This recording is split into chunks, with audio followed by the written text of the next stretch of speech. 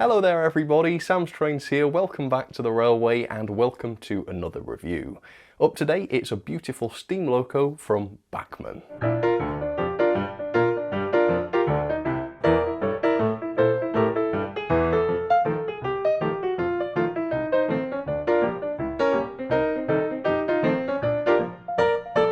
I have some pretty positive memories of today's loco. I do know that it used to be a pre-grouping loco originally, which is always a recipe for a handsome loco, I think. But I also remember it being a high quality loco, a very well detailed loco, and if memory serves, it's a good performing loco as well. But the thing is, I haven't looked at one of these for years, and of course over the last few years the standards of locos have gone through the roof, haven't they?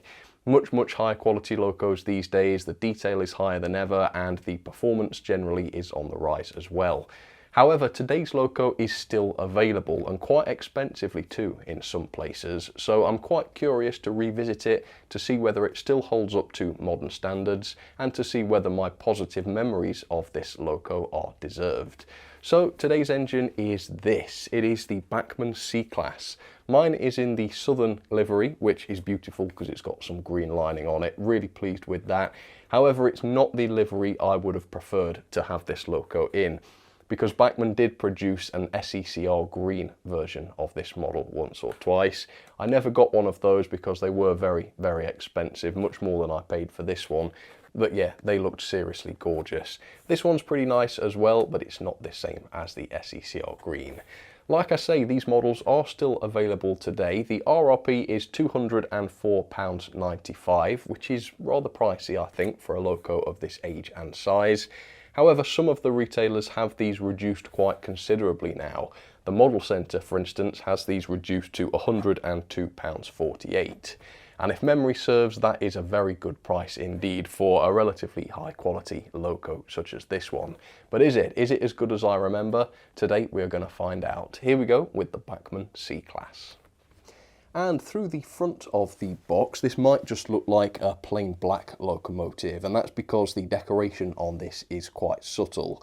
But sure enough, this does have the lining on it, and for me at least, that makes all the difference, because plain black locos, I think they can be quite smart, of course, but they can be a touch boring as well, in my opinion. And yet, that green lining on this loco just adds that little splash of colour, makes the loco so much more elegant. If a loco can have lining, I will always buy a loco with lining, because I love it.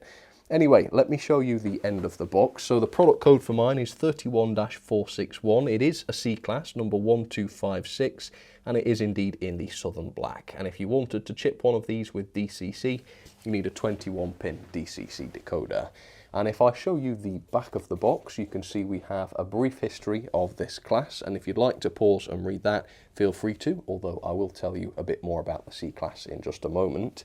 For now though, let's get this loco out and find out whether it's as good as I remember. Alright, let's see. So there she is, quite a short loco of course, just an 060 tender engine this time. So nothing too big and beefy, and it's over 100 years old in real life, this design, so quite an early steam loco at that. Alright, so what have we got here? We've got an exploded diagram, so let's take a look at that to begin with. There's a list of the key parts of this. You can see the mechanism is the pretty standard issue mechanism from Bachmann.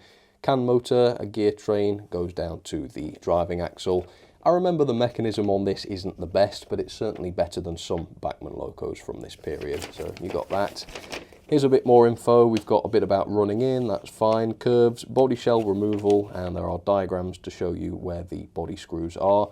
Lubrication, looks like we've got some info on the accessories as well, vacuum pipes, cosmetic screw coupler, that's really good to see as well. So let's open this up and take a look at some of the accessories, because I believe there's quite a wealth of them. Well, I can see that there's quite a wealth of them. So let's push this out. Here we go, let's see what you get with this loco. So the first thing is a full suite of brake rigging. So you've got loco brake rigging and tender brake rigging. This also comes with fireman's tools, which is awesome. So you've got the little shovels and stokers in there. What a lovely inclusion. You don't see that very often, but yeah, Bachmann on quite a few of their locos do provide those. And then you've also got a speaker housing if you wanted to chip this with sound. I'm not seeing those screw link couplings though, so I'm hoping that they are pre-fitted to the model. We shall see. Right, here we go then. Let's open this up, moment of truth. Let's take a look at the finish. Yeah, which is pretty good actually. I think modern Bachmann locos have a slightly more satin sheen to them, but generally this is not bad. I've certainly seen quite a lot worse. And hopefully you can start to see the lining on this, although again it is quite subtle on this one, which is lovely. Might have to wait until the close-up section to really take that in, but it is there. I can certainly see it, and it's very, very smart indeed. Okay, so loco and tender are coupled, so I will carefully lift this up. And here she is. And the first thing you notice after you've taken in the livery and the smart level of detail is the weight of this loco. Yeah, it's a chunky model. The boiler, I believe, and the body is just plastic, although the running plate is made of some very, very thick, chunky metal. Yeah, die-cast running plate on this, and the steps too are all die-cast, so the model is sturdy, no chance of warping in the running plate, and it puts an awful lot of weight over those driving wheels, which is exactly what you want. So yeah, beautiful loco. I will show you the level of detail in just a second, but first of all, let's have a bit of background on the C-Class in real life. The SECR C-Class was introduced at the turn of the century in 1900. 109 in total were built to the design of Harry Wainwright for freight duties, although occasionally the C-Class was used for passenger work, hence the elegant passenger liveries that you might have seen. The engines came about because the SECR wanted a standard design of freight locomotive, and it was decided that the LCDR B2 class designed by William Kirtley was a great design. This having been established, Harry Wainwright created the C-Class based on this design. They weighed in at around 44 tons, they ran on 2 cylinders concealed between the frames, and they produced a tractive effort in the range of 86 kilonewtons. The class served reliably for many years, with all but one member of the class surviving into Southern Railway ownership following grouping, and then the vast majority of the class survived the nationalisation of 1948 too. Though over 100 of these existed in total, only one of them remains under preservation today, while the rest were unfortunately withdrawn and scrapped between 1947 and 1962. So there she is, up close and personal for you, Bachmann's very beautiful C-Class loco, and it certainly is beautiful. I do want to say right off the bat though that this is not a £200 locomotive as the RRP would have you believe.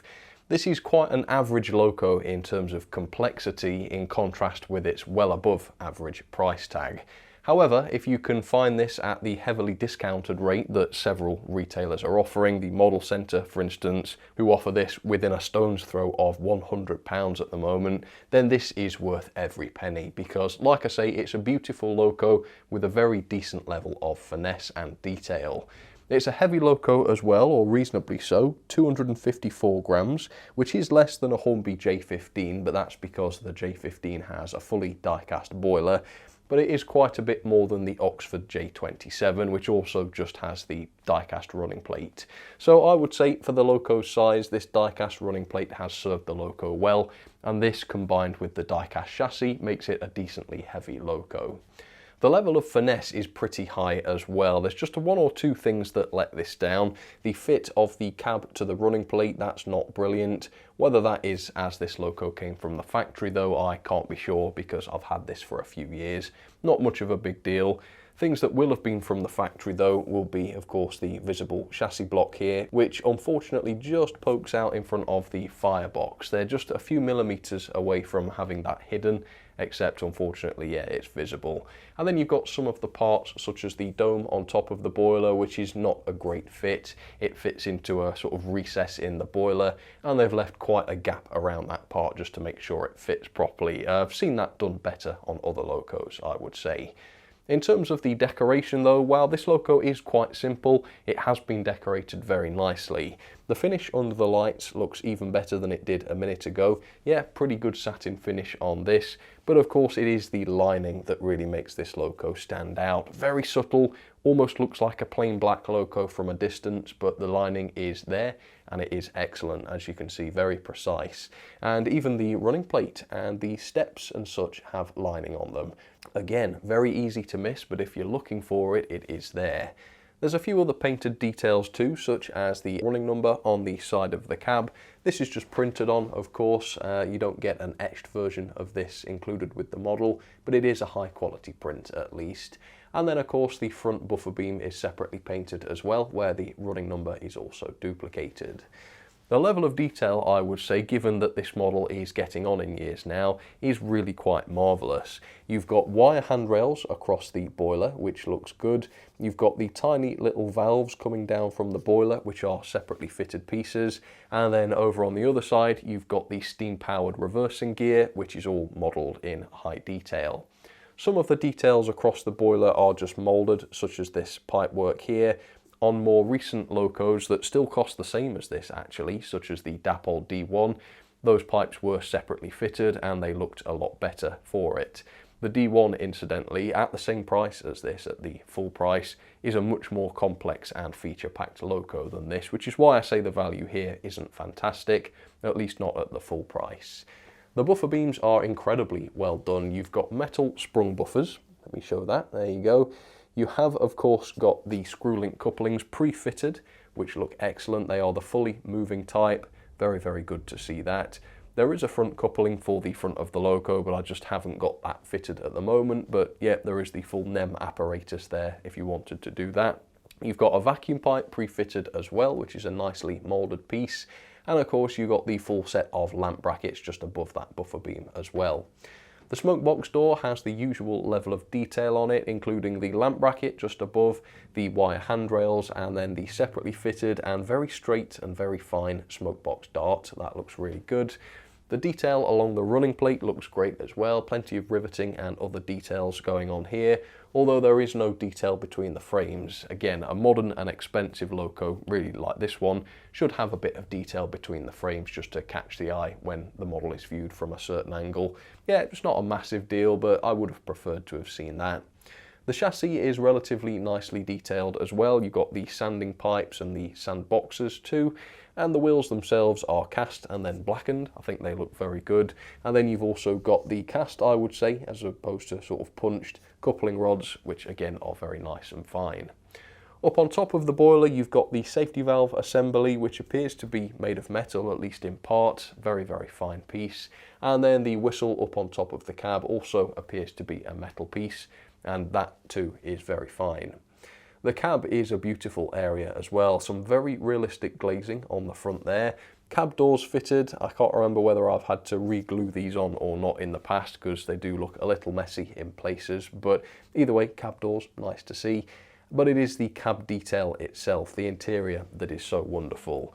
This is of course a very open cab. You can see right into it from the back of the loco, so the level of detail needed to be really, really impressive on this model, and sure enough it is. All of the little gauges are painted, the regulator is picked out, the water gauges are fully painted. It really is a full colour cab. Absolutely tremendous, this one. There are very few cabs, even from Bachmann today, that can rival this one. It's marvellously impressive. Let's take a look at the tender then, which is again quite simple in terms of livery, except it does have the green lining around the upper body, which looks great, and the southern lettering and the running number is also very nicely applied.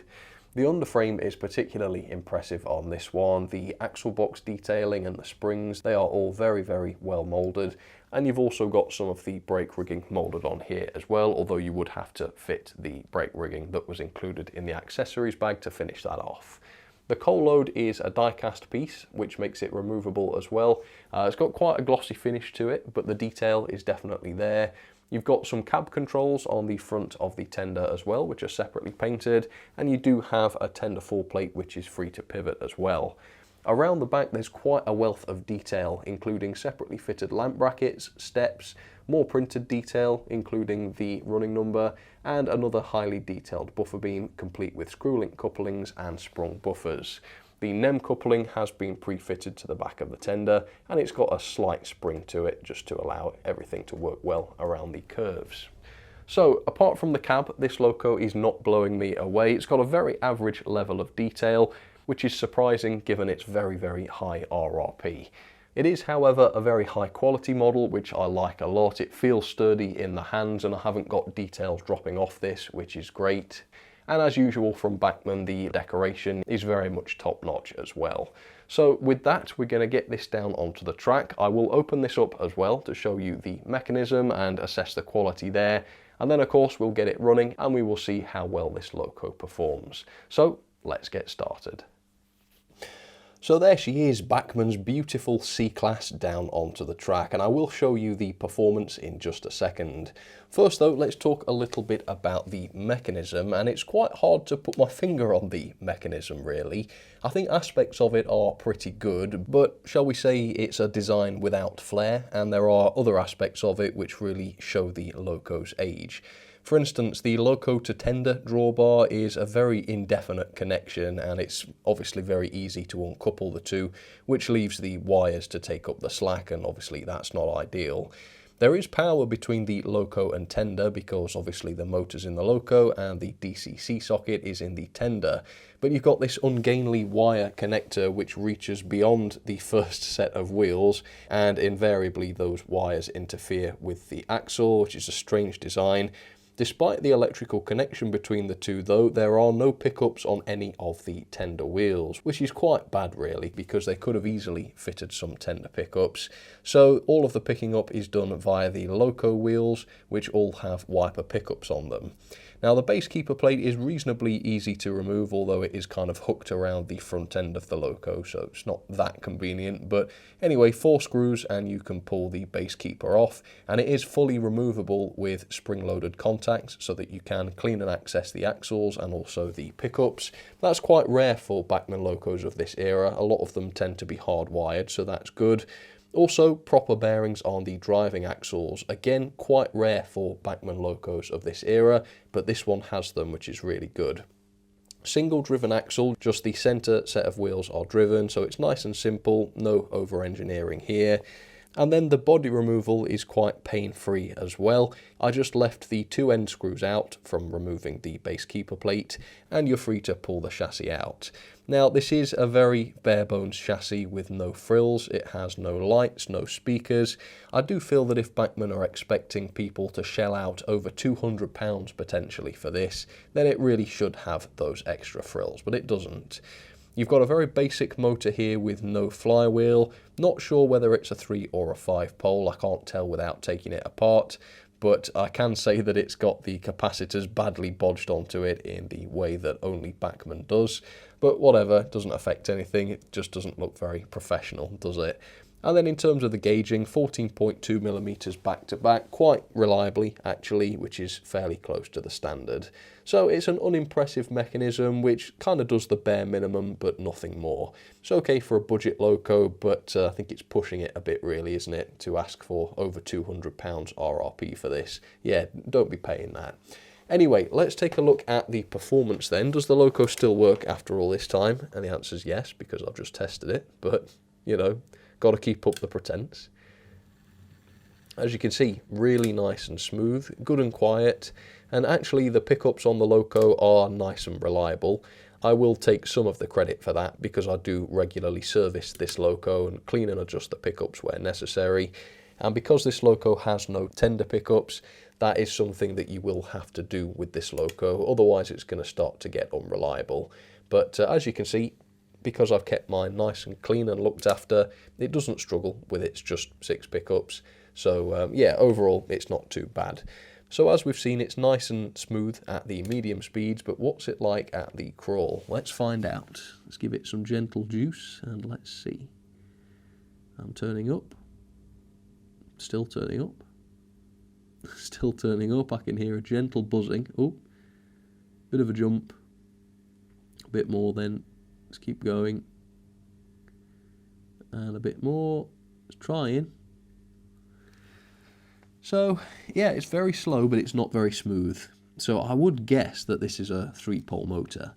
But you can get 5-pole motors that don't perform all that well either. So it's not 100% clear, but one thing that is clear is that we've seen better performance than this. Yeah, it's not very smooth, a little bit hesitant at this speed, and it's sped up now, even though I didn't touch it on the controller for a while. Seem to remember this one was a bit better in reverse, is that so? Yeah, I would say it is. If it did this forwards and reverse, then I would probably say it's a fantastic crawler. Because, yeah, it's a little bit coggy, but it's a lot more controlled than it is in the forwards direction. And I can say that both of my C-Class locos are like this. I've got another one, which you'll see in a moment. Yeah, that is fairly typical of both. So, yeah, it's an okay performer, and at the higher speeds, it's a delightful performer. I mean, look at that. Really nice and smooth. Overall, it does what it's supposed to. For £100, it's a great deal. The performance is adequate. Again, for £200, this is just not performing like a £200 loco, but a lot of Bachmann's more expensive stuff is no better than the cheaper stuff. It's just they fancied ripping people off that day, I guess. Yeah, not sure why it's £200. Anyway, the pulling force, tractive effort is 0.26 newtons, which should allow this to haul around 18 coaches on straight and level track. And in light of that, I've set up just a medium-sized mixed freight train just to demonstrate this loco hauling a bit of a load. So before we go and couple up, let's just check what the torque is like. Put my fingers in front and give it 50. As you can see, it's fighting me beautifully. So there's a minimum of friction and drag in the mechanism thanks to the proper bearings and the lack of over-engineering, I guess, for lack of a better term. So it's a simple gear train. Yeah, plenty of torque. In fact, it barely slows down at all under load, which is exactly what you want. So with that, let's attempt a nice steady coupling. Here we go. And because this loco's so good in reverse, you can actually back up to things with quite some precision. Let's go a bit quicker than that though. Go on, push, push, push. I think we did it. I think the loco hook hasn't quite gone down. There we go, bit of a jerk, and it has done. Whoops, didn't mean to do that. Right, so we are coupled up to a freight train. Let's see how it gets on around the track. Here we go. Let's take it steady. Let's go for about 30 to 40 speed, something like that. That's 40. I think that looks plenty, doesn't it? Okay, that's looking good. On the middle line then, I have got the other C-Class in my collection, which is cut out. Come on. Probably a pickup issue actually, because it's exactly the same thing. It doesn't have any tender pickups. Here it is though, and I have to say, you know, it's just as nice because it is the same loco just with a different livery, but because it doesn't have that lovely lining, it does kind of blend in with my other BR black locos, which stops it standing out. I do think the lining, even if it's BR lining, you know, the black and red stuff, it still looks a bit better than just plain black in my opinion. But yeah, it's still a decent loco, but not quite as impressive as the lined Southern Black one, I don't think. And then speaking of lined Southern Black, we have my Hornby Drummond 700 class, which is an LSWR engine. Another beautiful livery on this, here it comes. And see which other SECR locos you can spot in the siding. Besides this one, there is a loco out there that is not SECR. So see if you can spot it, and I will pin the first comment to correctly identify it. Alright, so we know this has good torque in theory, so let's see if it's got good torque in practice, and yeah, barely any slowing down around the curves and up the incline there, so that's pretty darn impressive. And I think overall, on the whole, the entire loco is lovely. It's a great looking thing, very sleek, very elegant looking, nicely designed actually, decent detail, nice finish, good paintwork, okay mechanism, but fairly decent performance, certainly at the higher speeds. There's very little to complain about, particularly if you were able to pay much less than the full price for this, as I did, and as you could too at the model centre or anywhere else with a similar discount. Yeah, as a £100 loco, the value here is absolutely marvellous. I do kind of wish that the SECR green version of this had been available for £100, but it's completely understandable that it wasn't, because obviously it's going to be more sought after. It is a nicer, more complex livery. People are willing to pay more for it. It's not going to be sitting in stock, not selling in that livery. And obviously it's also a more expensive livery to produce because it is more complex. So yeah, it's always going to be the simpler liveries that remain in stock and sort of get discounted. But in a way, because of its lovely green lining, this isn't as simple as it could be if it was a BR Black, for instance. And I believe it is the Southern Black one that is currently discounted. I think, anyway, it's worth double checking, which makes it an even better deal, I think. But yeah, back to the Loco, it's gorgeous. I really do like it. I think everything positive that I remembered about this Loco is still very true. And while there are one or two aspects that are starting to look a little bit dated, at the right price, this will still be a perfectly adequate purchase, and it will still fit in with the rest of your fleet and look excellent as it's doing so. Yeah, beautiful Loco, very big thumbs up. Let's have some ratings then on Bachmann's very beautiful C-Class. The level of detail for me is a 4-star, and there's a lot to shout about here on detail. A very finessed body, an incredibly detailed cab, sprung buffers, screw-link couplings, and a very nicely detailed tender as well. It does, however, have no valve gear between the frames, a complete lack of lights, and a few moulded details which you might expect to see separately fitted these days, such as the pipes. So for this reason, I've knocked it down for 1 star, but overall, very, very nicely detailed. The performance overall is a 4 in my opinion. It's a nice smooth runner at the higher speeds, decent torque as well, minimal slowdowns up inclines and around curves. Down at the slow speeds though, it's not quite as good. It has a good go, but I have seen much better crawlers, so it does lose just 1 star for that.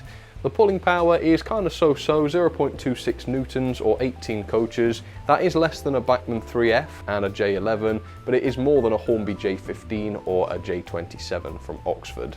So overall, I would say the pulling power is about average for a Loco of this size. The mechanism isn't quite as good. It does have some good quality features, such as decent serviceability and proper bearings, but it also has a lack of tender pickups and no flywheel. I suspect it could even be a 3-pole motor given the way it runs, but I have no way of confirming that without dismantling the motor. The quality for me is a 4.5. It's a very high quality Loco. It's put together to the highest standard. I think I have made a few repairs to it over the years, which is why there may have been some visible glue, but I'm not going to knock the score down for that. And of course it also has the die-cast running plate, which makes the Loco feel like a quality model. I do think the fit and finish of 1 or 2 of the components, such as the dome, could have been very slightly better, but overall it is a high quality model. Value for money then is a bit tricky. I think the full price of £204.95 is asking a bit too much, to say the least, for a model that is getting on in years now and is not particularly outstanding in any area. However, like I say, TMC at the moment has these available for £102.48, which is a bargain. This really is worth every penny of that. So that would get a 5-star, the RRP gets a 2-star. I've split the difference and given it 3.5.